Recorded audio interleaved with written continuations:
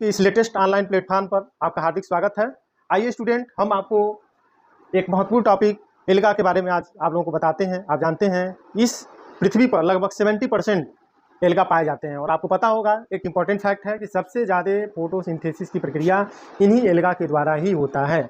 आप जानते हैं कि पृथ्वी पर लगभग 70% से अधिक जल है और सबसे ज़्यादा एल्गा पाए जाते हैं।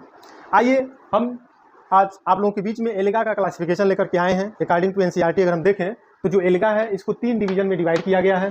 पहला है क्लोरोफाइसी, दूसरा है डिवीजन फियोफाइसी और तीसरा है रोडोफाइसी। क्लोरोफाइसी को अगर हम देखें इसको जनरली हम ग्रीन एल्गा कहा जाता है, ठीक है, क्योंकि इसके अधिकांश जो मेंबर होते हैं हरे रंग के होते हैं, इसलिए इनको ग्रीन एल्गा भी हम कहते हैं। थोड़ा सा मैं आपको बताना चाहता हूं कि एल्गा और एल्गी में आप लोग कंफ्यूज मत होइएगा। एल्गा जो होता है एक सिंगुलर टर्म होता है और एल्गी जो होता है प्लूरल टर्म होता है। अगर हम फियोफाइसी की बात करें तो फियोफाइसी को जनरली ब्राउन एल्गा कहा जाता है, हिंदी में इसको भूरा शैवाल कह सकते हैं। रोडोफाइसी तीसरा का डिवीजन है जिसको हम कहते हैं रोडोफाइसी, जिसको रेड एल्गा के नाम से हम जानते हैं, लाल शैवाल के नाम से जानते हैं।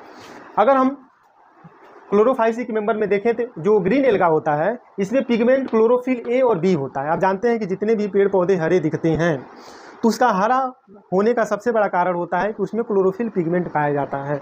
इसमें क्लोरोफिल भी कई तरह के होते हैं, इसमें क्लोरोफिल ए और क्लोरोफिल बी पिगमेंट पाया जाता है। अगर वहीं मैं फियोफाइसी की बात करूं, अगर कंपैरेटिव एनालिसिस किया जाए तो फियोफाइसी में क्लोरोफिल ए और सी पाया जाता है, साथ ही इसमें फ्यूकोजैंथीन अलग से पिगमेंट पाया जाता है। नेक्स्ट अगर मैं रोडोफाइसी की बात करूं तो रोडोफाइसी में जो पिगमेंट पाया जाता है क्लोरोफिल ए और डी पाया जाता है, लेकिन एक सबसे महत्वपूर्ण जो पिगमेंट होता है फाइकोइराइथ्रिन, इसी के कारण इसका कलर जो है रेड कलर का होता है। तो आप लोग स्टूडेंट याद रखिएगा फाइकोइराइथ्रिन। अगर हम बात करें कि इनके अंदर RFM मतलब रिजर्व फूड मटेरियल क्या होता है, तो रिजर्व फूड मटेरियल क्लोरोफाइसी के जितने भी मेंबर होते हैं अपने फूड मटेरियल को रिजर्व करके रखते हैं स्टार्च के रूप में। वही फियोफाइसी में रिजर्व फूड मटेरियल जो होता है वो मैनिटॉल होता है और लैमेरिन होता है। अगर हम रोडोफाइसी में बात करें तो रोडोफाइसी में जो फूड मटेरियल होता है, रिजर्व फूड मटेरियल होता है, फ्लोरिडियन स्टार्च होता है, ठीक है। तो आप याद रख सकते हैं क्लोरोफाइसी में स्टार्च, फियोफाइसी में मैनिटॉल एंड लैमेरिन और रोडोफाइसी में फ्लोरिडियन स्टार्च पाया जाता है, ठीक है। अगर हम सेल वाल की बात करें कि इनका सेल वाल कैसे बना होता है, आप जानते हैं कि जितने भी प्लांट होते हैं प्लांट का सेल वाल पाया जाना ये सबसे कैरेक्टरिस्टिक फीचर होता है। जो एनिमल सेल होता है उसमें सेल वाल एब्सेंट होता है, लेकिन जो प्लांट सेल होता है स्टूडेंट उसमें जो है सेल वाल प्रेजेंट होता है। तो ये सभी प्लांट में ही आते हैं। तो क्लोरोफाइसी के जितने मेंबर होते हैं उनके जो सेल वाल होते हैं वो सेलुलोज के बने होते हैं, ठीक है। आप जानते हैं कि एक पॉलीमेरिक एग्रीगेशन होता है। अगर इसमें हम फियोफाइसी की बात करें तो इसका जो सेल वाल होता है सेलुलोज के साथ साथ इसमें एल्जीन पाया जाता है। ये दोनों मिल करके फियोफाइसी के जो भी मेंबर होते हैं उनके सेल वाल बनाते हैं। अगर हम रोडोफाइसी की बात करें तो रोडोफाइसी में जो सेल वाल होता है वो भी सेलुलोज का ही बना होता है, ठीक है। अगर हम बात करें फ्लेजला की, आप जानते हैं जैसे हम लोगों के अंदर जो है जो पैर होता है वो लोकोमोटरी आर्गन होता है, उसी तरह से जो प्लांट होते हैं प्लांट के अंदर जो है फ्लेजला पाया जाता है।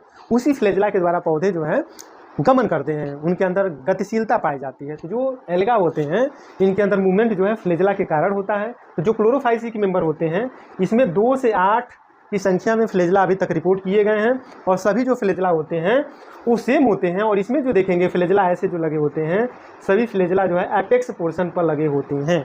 ये इसका सबसे कैरेक्टरिस्टिक फीचर होता है। अगर मैं फियोफाइसी की बात करूँ तो फियोफाइसी में जो फ्लेजला है अधिकतम 2 की संख्या में पाई जाती है। जो फ्लेजला होती है वो अनइक्वल होता है। अनइक्वल का मतलब दोनों फ्लेजला एक जैसे नहीं होते हैं, दोनों के साइज अलग अलग होते हैं, ये लैटरली अरेंज होते हैं, ठीक है। अक्सर इसमें देखेंगे आप लोग जू स्पोर्स जो होते हैं ऐसे किडनी शेप्ड बनते हैं और 2 अलग अलग फ्लेजला होते हैं। एक फ्लेजला जो होता है विप्लेस टाइप का होता है और एक फ्लेजला जो होता है ऐसे आप देखेंगे तो टिंसेल टाइप का होता है। इसीलिए इसके फ्लेजला क्या है, अनइक्वल है और लैटरली अरेंज्ड होता है, किडनी शेप होते हैं। अगर मैं इसकी बात करूं तो जितने रोडोफाइसी के मेंबर होते हैं इनके अंदर मोटेलिटी एब्सेंट होती है, अर्थात इसके अंदर कोई भी फ्लेजला नहीं पाया जाता है, ठीक है स्टूडेंट। तो आप लोगों को समझ में आ गया क्लोरोफाइसी के मेंबर जो है ये भी गति करते हैं, फियोफाइसी के भी मेंबर गति करते हैं, लेकिन रोडोफाइसी के जो होते हैं इसमें फ्लेजलेशन पूरी तरह से एब्सेंट होता है, ठीक है। अगर मैं इनकी हैबिटेट की बात करूं तो क्लोरोफाइसी के अधिकांश मेंबर जो है फ्रेश वाटर होते हैं। कुछ बच्चे फ्रेश वाटर को लेकर के भी बड़ी कंफ्यूज रहते हैं कि फ्रेश वाटर क्या होता है, मतलब जो पानी पीने योग्य होता है उसी को फ्रेश वाटर वो समझते हैं, लेकिन ऐसा नहीं है स्टूडेंट। फ्रेश वाटर का मतलब ये होता है कि ऐसा वाटर जिसमें जो साल्टी ना हो। जैसे आप देख लीजिए नहर का पानी हो गया, नदी का पानी हो गया, पॉन्ड्स का हो गया, गड्ढों का हो गया, ये सारे जो वाटर होते हैं ये सब फ्रेश वाटर के अंतर्गत आते हैं। ठीक है, तो इसके मैक्सिमम मोस्टली जो मेंबर होते हैं वो फ्रेश वाटर में पाए जाते हैं, लेकिन कुछ मेंबर इसके मेराइन भी होते हैं। अगर मैं बात करूँ फियोफाइसी की, तो फियोफाइसी के भी मेंबर्स जो हैं ये फ्रेश वाटर में भी कुछ पाए जाते हैं और मेराइन भी होते हैं। लेकिन रोडोफाइसी में अगर आप देखेंगे तो रोडोफाइसी के अधिकांश जो मेंबर होते हैं वो मोस्टली मेराइन होते हैं, अधिकांश ये समुद्र में ही पाए जाते हैं।